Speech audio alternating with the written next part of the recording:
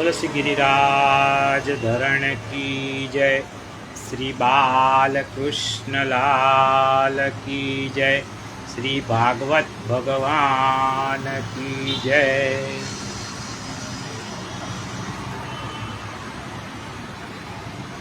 श्री मंगलाचरण।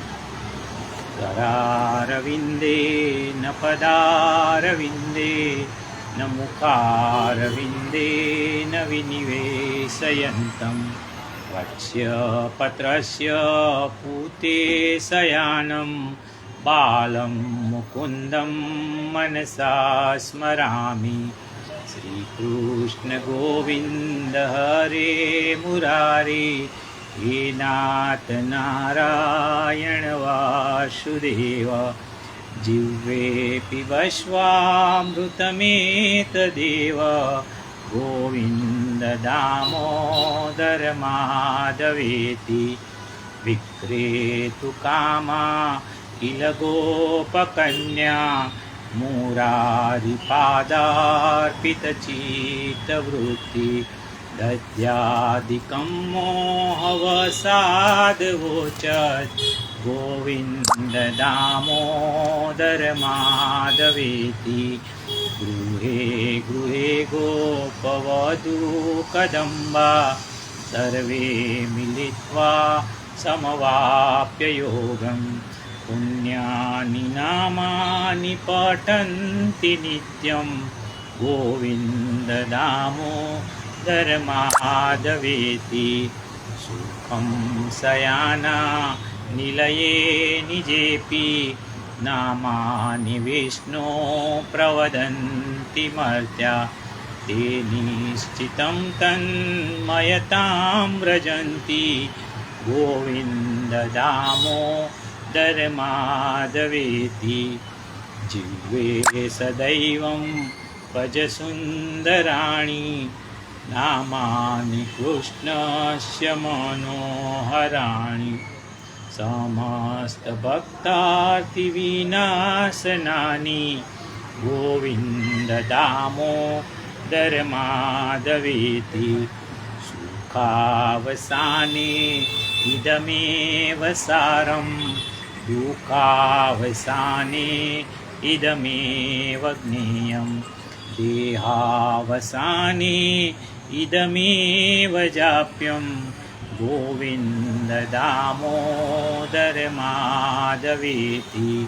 श्रीकृष्ण राधा वर गोकुलेश गोपाल गोवर्धननाथ विष्णु। जिह्वे पिबश्वामृतमेतदेव गोविन्द दामोदर माधवेति। गोविन्द दामोदर माधवेति। गोविन्द दामोदर माधवेति। ગઈકાલે આપણે જોયું કે એક આશ્રમમાં એક શિષ્યને ગુરુ ભણાવતા હતા. શિષ્યએ ગુરુને કહ્યું કે ગુરુ દક્ષિણા માગો. તો કે મારે નથી જોઈતી. ગુરુને ગુસ્સો આવે છે, કારણ કે ઘડી ઘડી શિષ્ય કહે છે ના તમારે દક્ષિણા તો લેવી જ પડશે. તો કે જા જઈને 14 કરોડ સોના મોહર લઈ આવ. શિષ્ય પૂછે છે કે આટલી બધી સોના મોહર કોણ આપે? તો કે તું અયોધ્યાના રાજા છે એની પાસે જા, એ આપી શકે. રઘુ રાજાની પાસે એ શિષ્ય આવે છે. મનમાં કહે છે કે મને તો ખૂબ મોટી આશા હતી, પણ હવે કહેવાની હિંમત થતી નથી, કારણ કે રઘુ રાજા તો સ્વયં ઝૂંપડીમાં રહે છે. છતાં પણ કહે છે કે મારે 14 કરોડ સોના મોહર જોઈએ છે, પરંતુ આપ તો સ્વયં માટીના વાસણમાં જમો છો, ઝૂંપડીમાં રહો છો, તેથી ક્ષમા માગું છું, બીજે જાઉં છું. રઘુ રાજા 2 કલાકનો સમય માગે છે અને કુબેરને કાગળ લખે છે તો હું ચડાઈ કરું છું. તો કે મારે 14 કરોડ સોના મોહરની જરૂર છે, અને કુબેર એને 14 કરોડ સોના મોહર મોકલી આપે છે. શિષ્ય જઈને ગુરુને આપે છે. ગુરુ એમાંથી માત્ર 14 સોના મોહર રાખીને બધી પાછી આપી દે છે. આવા મહાન રઘુ રાજાને ત્યાં અજ રાજા થયા. અજના પત્નીનું નામ ઇન્દુમતી, એમના દીકરા થયા મહારાજા દશરથ. દશરથ મહારાજને 4 પુત્રો હતા. પાપ અને અધર્મનો એમણે નાશ કર્યો. રાવણના પાપથી દેવો અકળાયા છે. ક્ષીરસાગરમાં જઈને ભગવાનની સ્તુતિ કરી, પ્રભુ આ રાવણને કુંભકર્ણને મારો ને તો અમને બધાને શાંતિ થશે. દેવોએ કહ્યું કે પ્રભુ પ્રગટ થાઓ. ભગવાને દેવોને આજે આશ્વાસન આપ્યું છે કે હું અયોધ્યામાં દશરથ રાજાને ત્યાં પુત્ર રૂપે પ્રગટ થાઉં છું. તમે બધા પૃથ્વી ઉપર વાનર રૂપે પ્રગટ થાઓ. ગઈકાલે આપણે આટલું જોયું. હવે આગળ. અયોધ્યાના મહારાજા દશરથ વૃદ્ધ થયા છે, પરંતુ સંતાન નથી. રાજા ચિંતા કરે છે. એક બાર ભૂપતિ મન માહી, બૈગલાની મોરે સુત નાહી. દશરથ રાજાને મનમાં દુઃખ થયું કે અયોધ્યાની પ્રજાને મેં બધું આપ્યું, પણ એક વારસદાર નથી આપ્યો. મારું શ્રાદ્ધ કોણ કરશે? મહારાજા દશરથ કૌશલ્યાને લઈને વશિષ્ઠ મુનિની પાસે આવ્યા. ગુરુને કહ્યું કે મારે ઘેર શેર માટીની ખોટ છે. ગુરુએ કહ્યું કે રાજન, ચિંતા ન કરો, તમારે ત્યાં 4 પુત્ર થશે. દીકરો ન જન્મે ને તો શ્રવણના પિતા યજ્ઞદત્તે શ્રાપ આપેલો કે પુત્રના વિયોગમાં અમે મરીએ છીએ, તેમ તું પણ મરીશ. એ શ્રાપ નકામો જાય. વશિષ્ઠે કહ્યું કે રાજન, તમારે ત્યાં દીકરો થશે, પરંતુ એ માટે પુત્ર કામેષ્ટિ યજ્ઞ કરાવવો પડશે. દશરથ રાજાના જમાઈ જે ઋષિ હતા એમને યજ્ઞ માટે બોલાવ્યા. દશરથ રાજાની એક દીકરી હતી, એનું નામ શાંતા હતું. શાંતાને સુમિત્રા દેવીએ જન્મ આપ્યો હતો. સરયુ કિનારે યજ્ઞ થયો. યજ્ઞની પૂર્ણાહુતિ વખતે અગ્નિ નારાયણ પ્રગટ થયા અને દશરથને ખીર આપી. આ ખીર દશરથે કૌશલ્યાને આપી. કૌશલ્યાએ 3 રાણીઓમાં વહેંચી દીધી. કૈકેયીની ખીર એના હાથમાંથી સંભળી લઈ ગઈ. આ બાજુ પવનદેવના પત્ની અંજની દેવી પર્વત પર બેસી અને મહાદેવજીને વિનંતી કરે છે કે મને દીકરો નથી, એક દીકરો આપો. એ વખતે સમડીના મોઢામાંથી અંજની દેવીના હાથમાં ખીર પડી. અંજનીને થયું કે આ ખીર મને મહાદેવજીએ આપી છે, અને અંજનીએ ખીર ખાઈ ગયા. એ ખીરમાંથી હનુમાનજી થયા. જે ખીરમાંથી રામ, એ જ ખીરમાંથી હનુમાનજી. હનુમાનજી હંમેશા રામના દરવાજે ઊભા રહે છે. રામનું કંઈ કામ હોય ને તો સૌથી પહેલાં આપણે હનુમાનજીની આજ્ઞા લેવી પડે. રામ દુઆરે તુમ રખવારે, હોતન આજ્ઞા બિન પૈસારે. શ્રી રામ પાસે જો જવું હોય ને તો પહેલાં હનુમાનજીની લાગવગ લગાવવી પડે. દરવાજે ગદા લઈને ઊભા છે. કૌશલ્યાજી, કૈકેયી અને સુમિત્રાએ પણ ખીર ખાધી અને શ્રી રામના પ્રાગટ્યનો સમય પાસે આવ્યો છે. નવમી તિથિ મધુમાસ પુનીતા, શુક્લ પક્ષ અભિજીત હર પ્રીતા, મધ્ય દિવસ અતિશિત ન ધામા, પાવન કાલ લોક વિશ્રામા. રામચરિત માનસમાં આ ચોપાઈ છે. શું કહે છે? ચૈત્ર મહિનો છે, 9મી તિથિ છે, શુક્લ પક્ષ છે, અભિજીત મુહૂર્ત છે, પુનર્વસુ નક્ષત્ર છે, બપોરના મધ્યાહનનો સમય છે, આકાશમાં સૂર્ય તેજસ્વી ઝળહળી રહ્યો છે. ત્યારે કૌશલ્યાની સન્મુખ પહેલાં ચતુર્ભુજ સ્વરૂપે અને પછી કૌશલ્યાએ વિનંતી કરી ત્યારે દ્વિભુજ સ્વરૂપે ભગવાન શ્રી રામચંદ્રજીનું પ્રાગટ્ય થયું છે. બોલો શ્રી રામચંદ્ર ભગવાનની જય. શ્રી રામનું પ્રાગટ્ય છે ને એ ધર્મની મર્યાદા શીખવાડવા માટે થયું છે. તેથી વાલ્મીકીએ રામ માટે શબ્દ મૂક્યો છે ધર્મ મૂર્તિ. ધર્મ પ્રવચનો કે ચર્ચાનો કોઈ વિષય નથી. ધર્મ તો જીવવા માટે છે. શ્રી રામે સનાતન ધર્મ શું કહેવાય ને એ જીવીને બતાવ્યું છે. રામે લોકોને એ પણ બતાવ્યું કે ધર્મના માર્ગે ચાલનારના માથે આફતો આવવાની, દુઃખો આવવાના, શ્રી રામના ઉપર કાંઈ ઓછું દુઃખ આવ્યું હતું? શ્રી રામને જે દુઃખ આવ્યું ને એ માટે પારકા લોકો કારણ ન હતા. પોતાના જ સ્વજનો, પોતાની માતાએ જ એમને દુઃખી કર્યા હતા. શ્રી કૃષ્ણને પણ એમના મામાએ દુઃખી કરવામાં કંઈ બાકી રાખ્યું નહોતું. અને મામો એ કંઈ પારકો ના કહેવાય. પોતાના સ્વજનો જ્યારે દુઃખી કરે ને ત્યારે શ્રી કૃષ્ણને યાદ કરો, રામને યાદ કરો. પરમાત્મા મનુષ્ય બન્યા તો પણ સ્વજનોએ દુઃખી કર્યા તો આપણી શું વિસાત? પરમાત્મા પણ હેરાન થયા હતા, તો આપણે તો એની સામે શું વિસાતમાં છીએ? શ્રી રામને ચતુર્ભુજ સ્વરૂપે જોઈને કૌશલ્યાજી સ્તુતિ કરે છે. ભયે પ્રગટ કૃપાલા દીન દયાલા કૌશલ્યા હિતકારી. કૌશલ્યાજી કહે છે કે પ્રભુ, આપ દુનિયાના લોકો પર દયા કરવા, કૃપા કરવા પ્રગટ્યા છો, પણ સૌથી પ્રથમ તો મને ચતુર્ભુજ સ્વરૂપે દર્શન આપી અને આપે મારા ઉપર કૃપા કરી છે, મારું તમે હિત કર્યું છે. ભગવાને કૌશલ્યાજીને ચતુર્ભુજ સ્વરૂપે દર્શન કેમ આપ્યા? કારણ ભગવાન માતાને કહે છે કે તું મને ભલે બાળક માને, પરંતુ હું બ્રહ્મ છું, એ ભૂલીશ નહીં. સ્વરૂપના જ્ઞાન માટે અને કૌશલ્યાની ભક્તિ છે ને, તેથી ભગવાને ચતુર્ભુજ સ્વરૂપે દર્શન આપ્યા છે. ભક્તિ કોને કહેવાય? શ્રી મહાપ્રભુજી કહે છે કે સ્નેહ કરવો ને ભક્તિ છે. અને સ્નેહ કરવા માટે એના સ્વરૂપનું જ્ઞાન, તેના મહાત્મયનું એવું જ્ઞાન હોવું જોઈએ કે હું જેની સેવા કરી રહ્યો છું ને એ પરબ્રહ્મ છે. ખરેખર બાળક ન માનતા પરમાત્મા છે ને એવું જાણવાથી પ્રેમ થશે. જુઓ, પ્રેમ તો આપણે આપણા મકાન સાથે પણ કરીએ છીએ, ગાડી સાથે, સ્કૂટર સાથે, દાગીના સાથે, બધા સાથે આપણે પ્રેમ કરીએ છીએ, પણ એ ભક્તિ નથી. આજે મકાન ઉપર પ્રેમ છે, કાલે ન પણ રહે, પરંતુ સુદૃઢ સ્નેહ જે ક્યારેય ઓછો ન થાય ને એવો પ્રેમ એ ભક્તિ છે. આપણે 4 દિવસ જો ભગવાનના દર્શન ન કરીએ ને તો આપણને અફસોસ થતો નથી, કારણ કે આપણને દર્શન માટે દ્રઢ પ્રેમ નથી, આપણે દર્શન માટે તડપતા નથી. અરે પ્રેમ તો એવો હોય કે એના વગર રહી ન શકાય.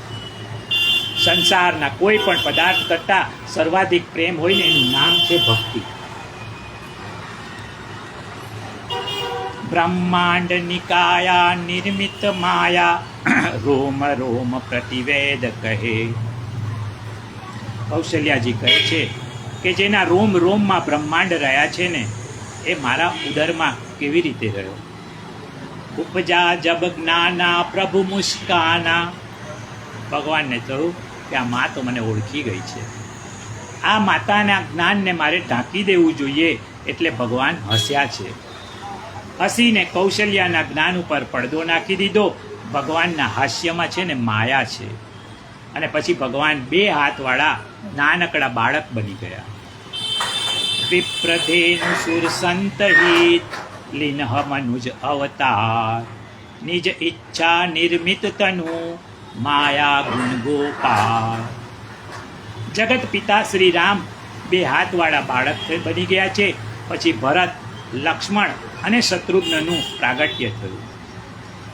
દશરથ રાજા તો આજે આનંદ વિભોર બની ગયા છે. અહીં એક પુત્રની આશા નહોતી, ત્યાં 4 પુત્રોના પિતા થવાનું સૌભાગ્ય એમને સાંપડ્યું છે. એ રૂડા રામનો જન્મ દિન આવ્યો રેલો, સૌ ભક્તોએ પ્રેમથી વધાવ્યો રેલો. રૂડા રામનો જન્મ દિન આવ્યો રેલો, રાજા દશરથના ઘેર છે વધામણા રેલો. તમે રામના લેજો ઓ વારણા રેલો, રૂડા રામનો જન્મ દિન આવ્યો રેલો. રામ પ્રગટ્યા છે અવધ ધામ મારેલો, ખૂબ આનંદ આવ્યો આખા ગામ મારેલો. તમે મનને લગાડો શ્રી રામ મારે, રૂડા રામનો જન્મ દિન આવ્યો રે. તેને દીપાવજો તમે ત્યાગથી રેલો, ભજો રામને ખૂબ અનુરાગથી રે. રૂડા રામનો જન્મ દિન આવ્યો રેલો, આનંદ સર્વેનો ઉભરાય છે રેલો. મંગલ આરતી પ્રભુની થાય છે રેલો, કાગભૂષંડી પ્રભુ ગુણ ગાય છે રે. રૂડા રામનો જન્મ દિન આવ્યો રેલો. શ્રી રામજીના અક્ષરમાં નામમાં 3 અક્ષર છે, ર વત્તા અ વત્તા મ. ર છે ને અગ્નિ બીજ છે, અ એ સૂર્ય બીજ છે, અને મ જે છે એ ચંદ્ર બીજ છે. અગ્નિ કર્મનું, સૂર્ય જ્ઞાનનું અને ચંદ્ર ભક્તિનું પ્રતીક છે. કર્મ, જ્ઞાન અને ભક્તિ આ ત્રણેય માર્ગનું ફળ એ શ્રી રામ છે. રામની ઉપાસના કરનારને વેદ ભણવાની જરૂર નથી, એમાં અસૂર્ય છે, જ્ઞાન મળી જશે.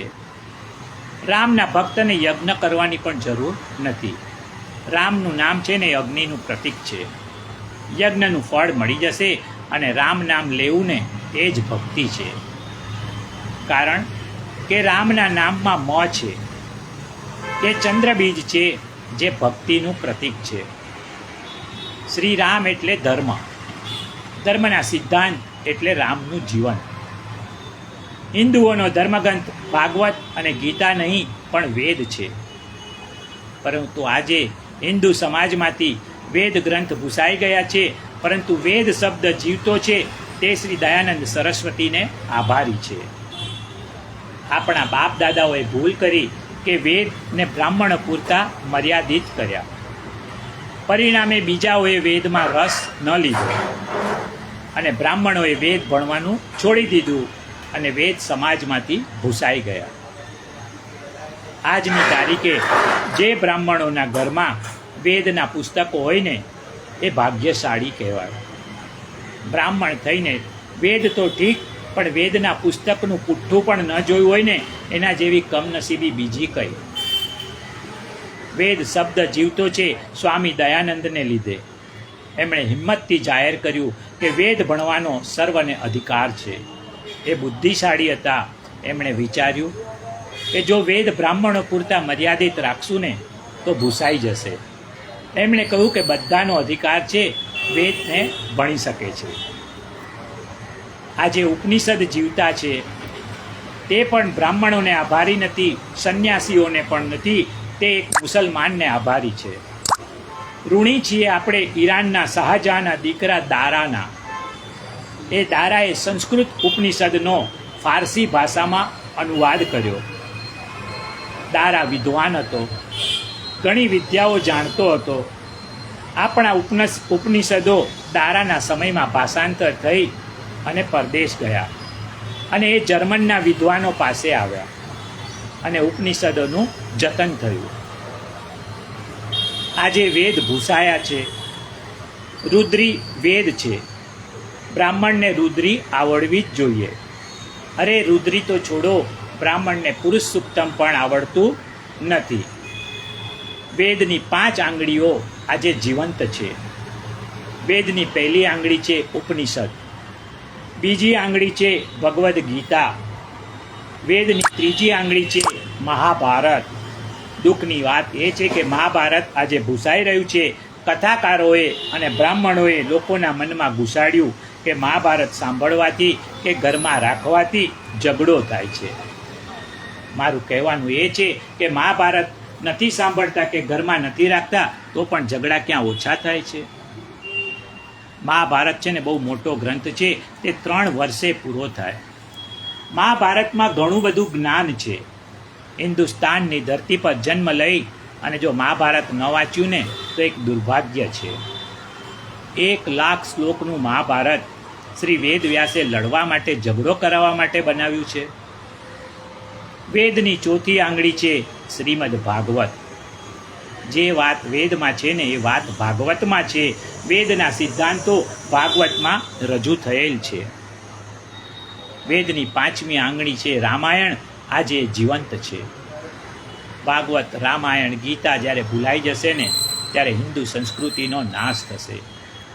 આ પાંચ ગ્રંથ એ હિન્દુઓના પાંચ પ્રાણ છે. આ પાંચ શાસ્ત્ર ભૂલાશે ને તે દિવસે હિન્દુ સંસ્કૃતિ નિષ્પ્રાણ થઈ જશે. આજે આ શાસ્ત્રો જીવંત છે ને એ આપણું સૌભાગ્ય છે. દરેક ગ્રંથની વિશેષતા છે. ઉપનિષદ, એક ભાઈ ઉપનિષદ વાંચવા ઘેર લઈ આવ્યા, મને મળ્યા ત્યારે કહે છે કે શાસ્ત્રીજી, હું ઉપનિષદ વાંચું છું પણ મને સમજાતું નથી. હું એમને ઘેર ગયો. પ્રોફેસર હતા, મોઢામાં સિગરેટ, બૂટ પહેરેલા, હિંચકા પર બેસી ટેબલ ઉપર પગ લાંબા કરી અને ઉપનિષદ વાંચે. મેં કીધું કે સાહેબ, તમને 100 જન્મમાં પણ ઉપનિષદ નહીં સમજાય. ઉપનિષદ એ તો પવિત્ર બનીને ગુરુ પાસે જઈને સમજવું જોઈએ. ઉપનિષદ એ કોઈની લખેલી વાર્તા નથી. બ્રહ્મ, જીવ અને જગતને જાણવા માટે ઉપનિષદનો અભ્યાસ કરવો જોઈએ. શ્રીમદ ભાગવત, પ્રેમ લક્ષણા ભક્તિને વિકસાવવા માટે ભાગવત વાંચવું જોઈએ. ગીતા, કર્મ, ભક્તિ અને જ્ઞાનના સિદ્ધાંતોને સમજવા માટે ગીતાનું તત્વજ્ઞાન ખૂબ જ ઉપયોગી છે. રામાયણ એ મર્યાદા ગ્રંથ છે. મર્યાદામાં રહીને જીવન જીવવાનું રામાયણ શીખવે છે. મર્યાદા ચૂક્યા ને તો મહાભારત થાય. જીવનમાં રામચરિત્ર ખાવું, પીવું, બોલવું, ઊંઘવું બધામાં મર્યાદા શીખવે છે. દરેક ક્ષેત્રમાં શ્રી રામની મર્યાદાને અનુસરો ને તો શ્રી કૃષ્ણને સમજી શકાશે. મહાભારત એ 5મો વેદ છે. મહાભારતનું એક આગવું સ્થાન છે. જ્ઞાનનો સમુદ્ર છે. હિન્દુઓએ મહાભારત અવશ્ય વાંચવું જોઈએ. શ્રી રામનું સ્વરૂપ કેવું છે તો કે સત, ચિદ, આનંદ. સત તત્વ શ્રી રામ છે. શ્રી રામનો એ અવતાર એ સદધર્મનો અવતાર છે. સદવર્તનનો અવતાર છે. એક સજ્જન માણસનું વર્તન શ્રી રામમાં જોવા મળે. ચિદ, જ્ઞાન. દત્તાત્રેય ભગવાન જે છે ને જ્ઞાનાવતાર છે. આનંદ, શ્રી કૃષ્ણ આનંદ તત્વનો અવતાર છે. કૃષ્ણોપનિષદમાં લખ્યું છે કે કૃષ્ણ એટલે સદાનંદ. સ્મરણથી આનંદ, દર્શનથી આનંદ. શ્રી રામના પ્રાગટ્યની મહારાજા દશરથને ખબર પડી છે.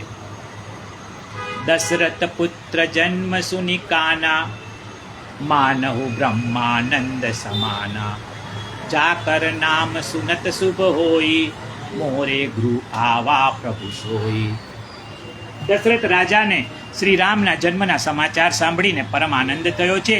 કહે છે કે જેનું સ્મરણ કરતા અશુભ ટળી જાય ને શુભ થાય, એ મારા ઘેર આજે પધાર્યા છે. ભગવાન શ્રી રામ પ્રગટ્યા ને ત્યારે વસંત ઋતુ છે. વસંત એ ઋતુઓનો રાજા છે અને શ્રી રામ પણ એક રાજા છે. એક રાજાએ બીજા રાજા ઉપર પસંદગી ઉતારી.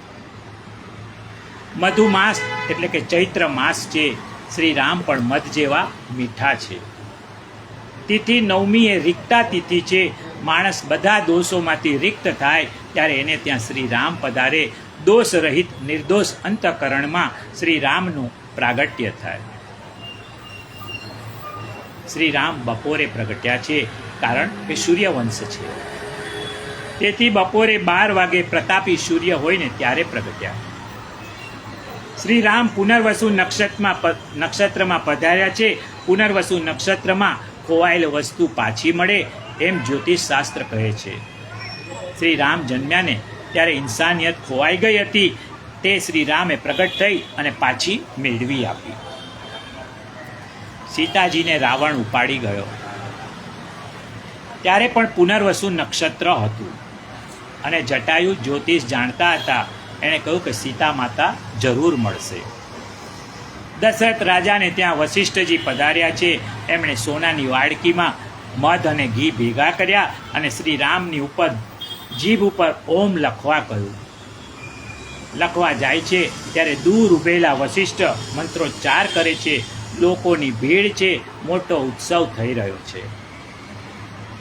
શ્રી રામના પ્રાગટ્યના સમાચાર સાંભળી અયોધ્યાની સ્ત્રીઓ બધી દર્શને જાય છે. તુલસીદાસજી કહે છે કે દરેક સ્ત્રીએ સોનાના કળશમાં સરયુનું જળ ભર્યું છે.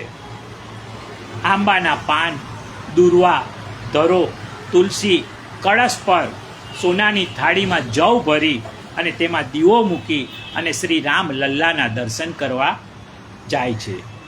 ભગવાનની આગળ ભેટ મૂકે છે, વિવિધ પ્રકારના નોછાવર કરે છે, આરતી ઉતારે છે અને વંદન કરે છે. દેવતાઓ આજે દશરથના દ્વારે ભિખારી બનીને આવ્યા છે. રામનો પ્રસાદ લેવા માટે દેવતાઓ પડાપડી કરે છે. શ્રી રામના ચરણમાં વંદન કરે છે. શા માટે? કોઈને ત્યાં પુત્ર જન્મે તો ચરણ સ્પર્શ કરવાની પ્રથા નથી. તો આ સ્ત્રી પુરુષો આવું શા માટે કરે છે? તો કે અયોધ્યાની સ્ત્રીઓ જે છે ને એ બધી વૈકુંઠના પાસરદો છે. ભગવાને તેમના પ્રગટ થતાં પહેલાં એમને આજ્ઞા આપી, હું અયોધ્યામાં અવતાર લઉં છું, તમે પણ સ્ત્રી પુરુષો તરીકે અવતાર લો. એટલે આ બધા સ્ત્રી પુરુષો પહેલેથી જ ભગવાનને ઓળખતા હતા. અને બીજું, રાજા એ તો દેવોનો અંશ ગણાય, એને વંદન કરવા જોઈએ. દશરથ રાજાએ પુત્ર જન્મની ખુશાલીમાં સર્વસ્વ દાન કરી દીધું. સર્વસ્વ દાન એટલે શું? વધાઈ આપવા આવનારાઓને શરીર પર જે કાંઈ હતું ને એ બધું, મુગટ, હાર, વીંટી, કુંડલ બધું જ આપી દીધું. કારણ કે રામ તો દશરથના સર્વસ્વ હતા. રામ જ્યારે ગયા ને ત્યારે દશરથે દેહ છોડી દીધો. શ્રી રામનો પ્રાગટ્ય મહોત્સવ કેવો થયો? તો કે કસ્તુરી કેસરનો કિચડ થયો. ભગવાન સૂર્યદેવ 1 મહિના સુધી આથમ્યા જ નહીં. સૂર્યને સમાધિ લાગી ગઈ. ગરુડનો ભાઈ અરુણ, જે સૂર્યનો સારથી છે ને, એ પણ ઊંઘી ગયો. રથના ઘોડાઓને પણ સમાધિ લાગી ગઈ. દશરથના દ્વારે વેદ ધ્વનિ થઈ રહ્યો છે. મહાદેવ અને કાગભૂષણડી પણ મનુષ્ય રૂપ લઈને રામના દર્શન કરવા ત્યાં આવ્યા હતા. કાગભૂષણડી જે છે ને એ બાલ રામના ઉપાસક છે. વશિષ્ઠ મુનિ ચારે ભાઈઓના નામકરણ વિધિ માટે દશરથ મહારાજને ત્યાં પધાર્યા છે. વશિષ્ઠજી કહે છે કે હે રાજન, તમારા પુત્રોના અનેક નામ છે, પરંતુ હું મારી બુદ્ધિ પ્રમાણે નામ કહું છું. જો આનંદ સિંધુ સુખ રાશિ, સિકરતે તે લોક સુપાસી. જો સુખધામ રામ અસનામા, અખિલ લોકદાયક વિશ્રામા. બાપ બ્રાહ્મણ હોય ને તો પુત્રનું નામ પોતે પાડી શકે, પરંતુ બ્રાહ્મણ ન હોય તો નામ પાડવાનો અધિકાર કુલ ગુરુનો છે. કૌશલ્યાના પુત્રનું નામ રામ પાડ્યું. રામ આનંદ સેતુ, સુખ આપનાર, આરામ આપે ને તે રામ. વાલ્મીકી ઋષિ શિષ્યને ભણાવતા હતા. એમણે શિષ્યોને કહ્યું કે દુનિયામાં એવી કોઈ વ્યક્તિ ખરી કે જે રામને પ્રેમ ન કરતી હોય. શિષ્ય ગુરુની વાત સાથે સંમત ન થયા. એમણે કહ્યું કે ગુરુદેવ, પેલો રાવણ ક્યાં રામને પ્રેમ કરતો હતો? એ તો વિરોધી હતો. વાલ્મીકીએ કહ્યું કે રાવણને પણ આનંદ પ્રિય છે. એ જે કંઈ કરતો હતો ને એ આનંદ માટે જ કરતો હતો, અને આનંદ એટલે શ્રીરામ. એટલે રાવણને પણ રામ એટલે કે આનંદ વાલા હતા. શ્રી રામ નવમીના દિવસે પ્રગટ્યા હતા. ભરત દસમના દિવસે અને લક્ષ્મણ અને શત્રુઘ્નનું પ્રાગટ્ય એકાદશીના દિવસે થયું હતું. બીજા પુત્રનું નામ ભરત પાડ્યું છે, ત્રીજાનું નામ લક્ષ્મણ અને ચોથાનું શત્રુઘ્ન રાખ્યું. ભરત એટલે ભરણ પોષણ કરનાર, લક્ષ્મણ એટલે પોતાના લક્ષ્ય તરફ આગળ વધનાર, એ લક્ષ્મણ, અને શત્રુનો નાશ કરે ને શત્રુઘ્ન. શત્રુ કોણ? તો કે આપણા કોઈ શત્રુ બહાર છે જ નહીં, બધા અંદર જ બેઠા છે. માણસના અભિમાન, કામ, ક્રોધ, વેર, ઝેર, આ બધા શત્રુ છે. આ શત્રુઓનો નાશ કરે ને એ શત્રુઘ્ન. ચાર પુરુષાર્થ છે: ધર્મ, અર્થ, કામ અને મોક્ષ. આ ચારમાં ભરતજી ધર્મ છે, શત્રુઘ્ન અર્થ છે, લક્ષ્મણ કામ છે અને શ્રી રામ મોક્ષ છે. શત્રુઘ્ન કોની પાછળ છે, કોના અનુગામી છે? તો કે ભરતની પાછળ. એ ભરતના અનુગામી છે અને લક્ષ્મણ જે છે એ શ્રી રામની પાછળ છે. લક્ષ્મણ રામના અનુરાગી છે. ભરત ધર્મ છે અને શત્રુઘ્ન અર્થ છે. અર્થ એટલે સંપત્તિ, અને ધર્મ પાછળ વપરાવવી જોઈએ. એ અર્થ સંપત્તિ સાર્થક છે. બાકીનો અર્થ સંપત્તિ નિરર્થક છે, વ્યર્થ છે. ધર્મ પાછળ ન વપરાય ને એવા અર્થની કોઈ કિંમત નથી. લક્ષ્મણ કામ છે અને રામ છે મોક્ષ છે. લક્ષ્મણ રામની પાછળ જાય છે. કામના હોય ને તો મોક્ષની કરવી જોઈએ. ચારેય ભાઈ વેદનું બીજ એટલે કે ઓમકાર સ્વરૂપ છે. વેદો ઓમમાંથી પ્રગટ્યા છે. ઓમમાં 3 અક્ષર છે: અ, ઉ અને મ. અને અર્ધચંદ્રકાર, એમાં અમાંથી લક્ષ્મણનું પ્રાગટ્ય થયું છે, ઉમાંથી શત્રુઘ્નનું અને મમાંથી ભરતનું, અને અર્ધચંદ્રકારમાંથી શ્રી રામનું પ્રાગટ્ય થયું છે. 4 અવસ્થાઓ છે: જાગૃત અવસ્થા, સ્વપ્ન અવસ્થા, સુષુપ્તિ અવસ્થા અને તુરીય અવસ્થા.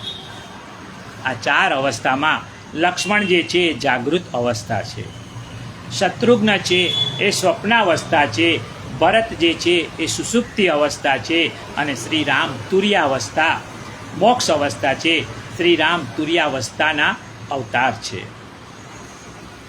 આ પ્રમાણે કુલગુરુ વશિષ્ઠ મુનિએ ચારેય ભાઈઓના નામ સંસ્કાર કર્યા છે. શ્રી રામના બાલ ચરિત્રનું વર્ણન છે ને અદ્ભુત છે. એક દિવસ શ્રી રામ દશરથના ખોળામાં બેઠા હતા. ત્યાં એક મદારી માકડાનો ખેલ કરવા આવ્યો. માકડાને જોઈને રામ રડવા લાગ્યા. રામે કહ્યું કે મારે વાંદરાને જોવું છે, મારે વાંદરું જોઈએ છે, મારે એનું કામ છે. માકડાનો ખેલ જતા આજે રામને હનુમાનજી યાદ આવે છે. બાલ રામ આજે રડે છે. રમત જોતા રામને યાદ આવ્યા હનુમાન, લાવી આપો તુરત મને વાનર એ ગુણવાન. લાવ્યા વાનર વિચિત્ર બહુ, રીઝ્યા નહીં શ્રી રામ. ભોજન શયન ગમતા નથી, રડ્યા કરે શ્રી રામ. રામ છાના રહેતા જ નથી, રડે જ રાખે છે. હજારો વાંદરા દશરથ મંગાવે છે, પણ એમાંથી એકને પણ શ્રી રામ પસંદ નથી કરતા. કહે છે કે મારો સાથી વાનર તમે લાવી આપો. દશરથ મહારાજ વશિષ્ઠ પાસે આવ્યા. કહે છે કે આ રામ રડ્યા કરે છે, છાના જ નથી રહેતા. અરે આ વાંદરાની માગણી કરે છે. વશિષ્ઠ મુનિએ સમાધિમાં જોયું અને દશરથને કહ્યું. શું કહે છે? કિષ્કિંધામાં વાનર વસે, હનુમાન એનું નામ. એને તમે તેડાવશો તો ટળશે દુઃખ તમામ. અનુચર આવ્યા તેડીને, લાવ્યા હનુમંતલાલ. રામચંદ્ર રાજી થયા, ભેટી પડ્યા તત્કાળ. પુરુષોત્તમ કહે નિજ દાસને, ભૂલે નહીં ભગવાન. આવા ચરિત્ર આચરી એ તો વધારે ભક્તોનું માન. જીવ ભલે ભગવાનને ભૂલી જાય ને, પણ ભગવાન જીવને ક્યારેય ભૂલતા નથી. કિષ્કિંધામાં જ્યારે રામ સીતાને શોધતા ગયા ને, ત્યારે હનુમાન રામને ન ઓળખી શક્યા, પણ ભગવાન હનુમાનને ઓળખી ગયા. ઉત્તરાયણનો દિવસ આવે છે ત્યારે શ્રી રામ રાજમહેલ પરથી પતંગ ચગાવે છે. ફિરકી હનુમાને પકડી છે. પતંગ જઈને સ્વર્ગમાં પહોંચે છે અને સ્વર્ગમાં ઇન્દ્રના પુત્ર જયંતની પત્નીના માથામાં વાગ્યો. જયંતની પત્ની વિચાર કરે છે કે આ પતંગ આટલો સુંદર, તેનો ચગાવનાર કેટલો સુંદર હશે. જયંતની પત્નીએ તો પતંગ કાપી લીધો. હનુમાન છલાંગ મારીને સ્વર્ગમાં પહોંચ્યા, પતંગ શોધે છે. જયંતને પૂછ્યું કે અમારો પતંગ કોણે કાપ્યો, પાછો આપ. જયંતની પત્નીએ કહ્યું કે તમને નહીં આપું, આ પતંગના ચગાવનારને મોકલો તો હું આપું. હનુમાનજી પાછા અયોધ્યા આવે છે. રામે પૂછ્યું કે પતંગ ન લાવ્યા? હનુમાને કહ્યું એ તો તમને બોલાવે છે, કહે છે કે ચગાવનાર આવે ને તો જ આ પતંગ પાછો આપું, એને તમારું મોઢું જોવું છે. ભગવાને એને કહ્યું કે જા, એને જઈને કહે કે અત્યારે મને સમય નથી, પરંતુ ચિત્રકૂટમાં સ્ફટિક શિલા પર હું તને બોલાવીશ. હનુમાને સ્વર્ગમાં જઈને કહ્યું કે અત્યારે તો રાઘવેન્દ્ર પાસે સમય નથી, પતંગ પાછો આપો. શ્રી રામ જ્યારે ચિત્રકૂટમાં જશે ને ત્યારે મંદાકિનીના કિનારે રાસલીલામાં તમને ગોપી તરીકે બનાવશે, ત્યાં તમને ઝાંખી થશે. અને જયંતની પત્નીએ પતંગ આપ્યો. ભગવાન શ્રી રામ ચિત્રકૂટમાં રાસ રમ્યા હતા. કૌશલ્યાજીએ એક દિવસ શ્રી રામને પારણામાં પોઢાડ્યા. તુલસીદાસજીએ કહ્યું છે, એક બાર જનની અનહવાએ, કરી સિંગાર પલના પોઢાએ, નિજ કુલ ઇષ્ટ દેવ ભગવાના, પૂજા હેતુ કિન્હ અસનાના. કૌશલ્યાજીને એક નિયમ હતો કે જ્યાં સુધી ઠાકોરજીની પૂજા ન કરે ને ત્યાં સુધી પાણી ન પીએ. માણસે જીવનમાં એકાદ નિયમ તો જરૂર રાખવો જોઈએ. સાચા ઇન્સાન થવું હોય ને તો નિયમથી જીવનને બાંધો. ઇન્દિરા બેટીજીએ એક નિયમ લીધો હતો, તિલકવાડામાં શ્રી મહાપ્રભુજીનું મંદિર ન થાય ને ત્યાં સુધી કેરી ન ખાવી. એમણે 15 વર્ષ સુધી કેરી ન ખાધી અને તિલકવાડામાં શ્રી મહાપ્રભુજીનું મંદિર થયું. કૌશલ્યાજીને પણ એક નિયમ હતો કે શ્રી રંગ ભગવાનની પૂજા ન કરે ને, ભોગ ન ધરે ને ત્યાં સુધી જળ પણ ન લે. કૌશલ્યાએ રામને નવડાવ્યા છે. રામ જાગતા હોય ને તો સેવા થાય નહીં. ઉપાડવા માટે, ઊંઘાડવા માટે નવડાવ્યા, સ્નાન કરાવીને દૂધ પાયું અને ઘોડિયામાં પોઢાડ્યા. રામ સૂઈ ગયા. કૌશલ્યાએ શ્રીરંગ ભગવાનને સામગ્રી ભોગ ધરી. એમને કહ્યું કે, અને જ્યારે ટેરો ખોલવા આવ્યા ને ત્યારે શ્રીરંગ ભગવાન ઉભેલા અને રામ ખાતા હતા. એમને કહ્યું કે રામને તો સુવાડીને આવી છું, ગોળિયું તો ઉપર છે, રામને નીચે ઉતાર્યા નથી. દોડતા દોડતા જ્યાં રામ ઊંઘતા હતા ને ત્યાં ગયા. ત્યાં જોયું તો રામ તો ઊંઘે છે. પાછા સેવાના રૂમમાં આવ્યા. ત્યાં રામને જમતા જોયા. કૌશલ્યાને થયું, ઈયા ઉઆ દડ બાલક દેખા, મતિ ભ્રમ મોર કી આન વિશેષા. અહીં પણ બાળક છે, ત્યાં પણ બાળક છે. મારી મતિ ભ્રમિત થઈ ગઈ છે કે આ હકીકત છે. એ વિચાર કરે છે આ બેમાં અસલી રામ કોણ? અને ભગવાને કૌશલ્યાને પોતાનું વિરાટ સ્વરૂપ બતાવ્યું.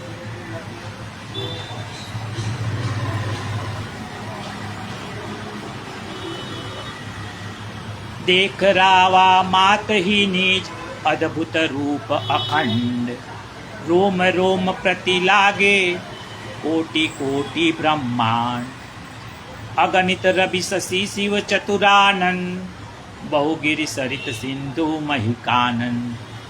શ્રી રામના મોઢામાં કૌશલ્યાજી અનેક સૂર્ય, ચંદ્ર, અનેક શંકર, અનેક બ્રહ્મા, અનેક સમુદ્રો, અનેક બ્રહ્માંડોને જોયા.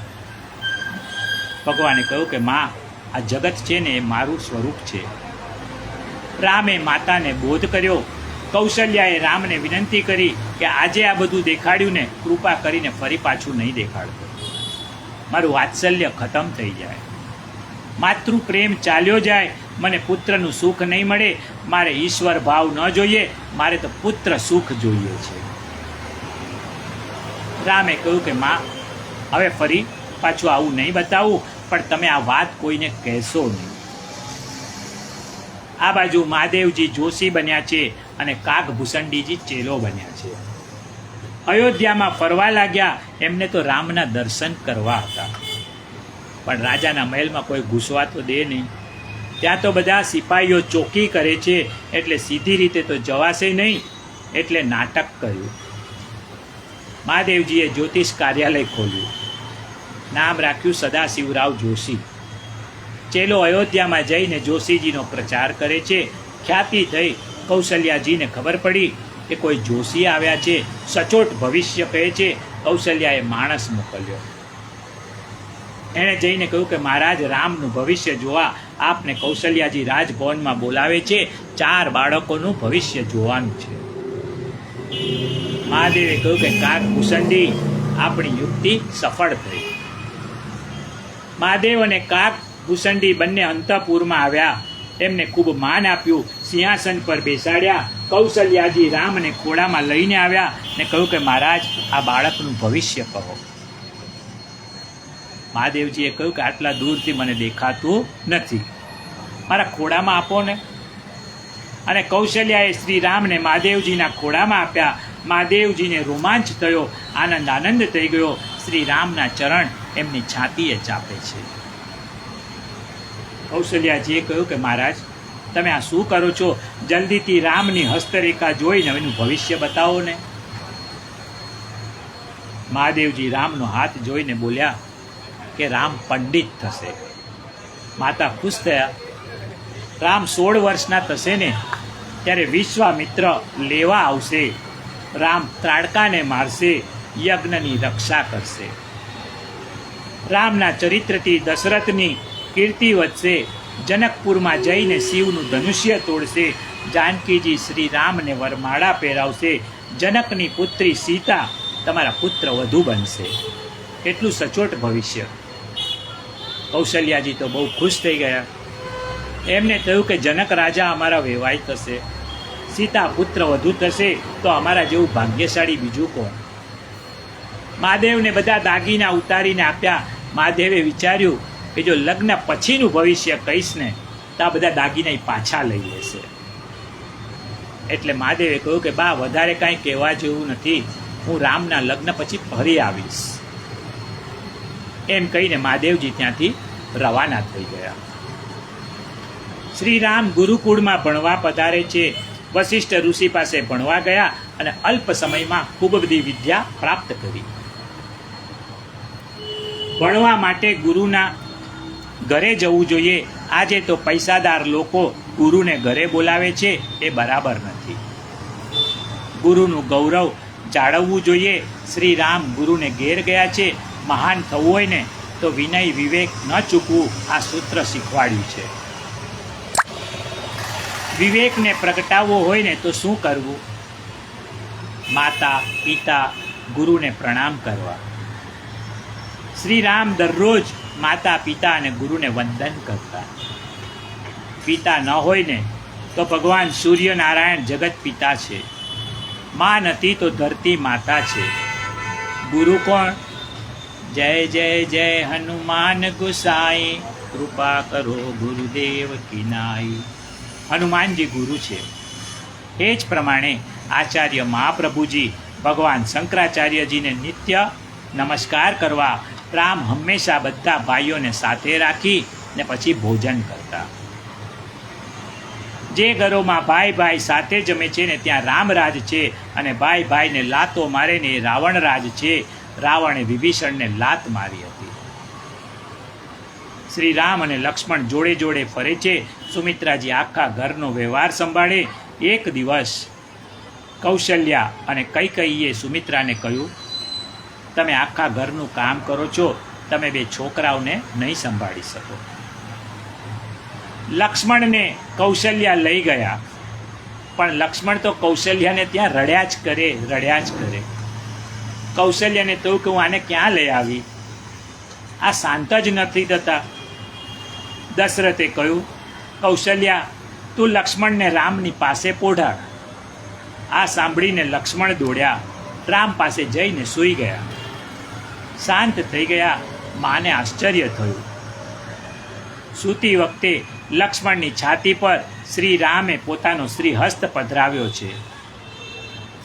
લક્ષ્મણ ઊંઘે છે. લક્ષ્મણ છે ને ગોરા હતા અને રામ કાળા હતા.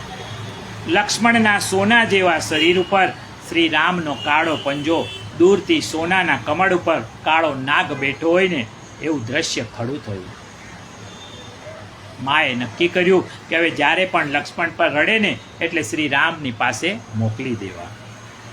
તુરત જ છાના રહી જાય. બચપનથી જ સાથે રહ્યા. અંત સુધી લક્ષ્મણે શ્રી રામનો સાથ ન છોડ્યો. જ્યારે જ્યારે રઘુનાથજીએ લક્ષ્મણજીનો સાથ છોડ્યો ને ત્યારે શ્રી રામને નુકસાન વેઠવું પડ્યું. એક પ્રસંગ જોઈએ. શ્રી રામને સુમંત બોલાવવા આવ્યા. કૈકેયીના મહેલમાં મહારાજ આપને બોલાવે છે. રામ પગમાં પાવડી પહેરવા પણ રોકાયા નથી. ખુલ્લા પગે દોડ્યા, સાથે લક્ષ્મણને પણ ન લીધા. પરિણામ બધાને યાદ છે. રામની ગાદી ગઈ. 14 વર્ષનો વનવાસ થયો. દશરથનું મૃત્યુ થયું. વાલ્મીકી રામાયણમાં આ પ્રસંગ છે. વાલ્મીકીજી લખે છે કે જો સાથે લક્ષ્મણ હોત ને તો આ રીતનું પરિણામ ન આવત, પરિણામ કંઈક જુદું જ આવત. અને બીજો પ્રસંગ, મારીચ હરણ બનીને જ્યારે પંચવટીમાં આવ્યો ને, એને મારવા શ્રી રામ એકલા ગયા. લક્ષ્મણજીને ઝૂંપડીમાં બેસાડ્યા. રામે પત્નીને ગુમાવવી પડી. હવે શ્રી રામ 16 વર્ષના થઈ જાય છે. વિશ્વામિત્ર તેમને લેવા આવે છે. આજની આ કથાને આપણે અહીં વિરામ આપીએ. આવતીકાલે વિશ્વામિત્ર ગુરુનું આગમન થશે, ત્યાંથી પછી આગળ વાંચીશું. ત્યાં સુધી સર્વને જય શ્રી કૃષ્ણ, જય શ્રી કૃષ્ણ, જય શ્રી કૃષ્ણ.